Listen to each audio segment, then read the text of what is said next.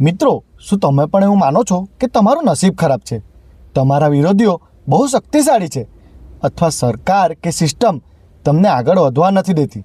જો હા, તો આ સાંભળી લેજો. તમે દુનિયાથી નહીં પણ તમારા પોતાના વિચારોથી હારી રહ્યા છો. સાહેબ, દુનિયામાં બે પ્રકારના લોકો હોય છે. એક એવા જે ગમે તેવી તકલીફમાં પણ રસ્તો કાઢે છે, જેને આપણે વિનર તરીકે ઓળખીએ છીએ, અને બીજો જે હંમેશા ફરિયાદ કરે છે કે મારી પાસે આ સુવિધા નથી, મને કોઈ સપોર્ટ નથી કર્યો, હું ગરીબ ઘરે જન્મ્યો છું. યાદ રાખજો, જ્યાં સુધી તમે તમારા પોતાના દુઃખ માટે બીજાને કારણ માનશો ને, ત્યાં સુધી તમે ક્યારેય સફળ નહીં થઈ શકો. કારણ કે જો તમારી તકલીફનું કારણ બીજું કોઈ છે, તો એનું સમાધાન પણ એની પાસે જ હશે. જે દિવસે તમે જવાબદારી લેતા શીખી જશો કે તમારી હાલત ગમે તેવી હોય પણ તમે એને બદલવાની તાકાત મારામાં છે, તો તે દિવસે તમારી જીત અવશ્ય છે.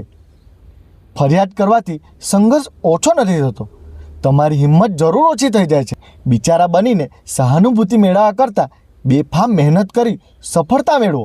મિત્રો, નસીબને દોષ દેવાનું છોડો અને મહેનતને હથિયાર બનાવો. જિંદગીમાં ફરિયાદ ઓછી હશે અને પ્રગતિ વધારે હશે. જો તમે પણ આજથી ફરિયાદો છોડીને મહેનત કરવા માટે તૈયાર હો ને, તો કોમેન્ટમાં નો એક્સક્યુઝ લખજો. અને વાતોની સફર આવી જ રીતે ચાલુ જ છે. તો બ્રિજેશ ઓફિશિયલને સબસ્ક્રાઈબ કરવાનું ચૂકતા નહીં.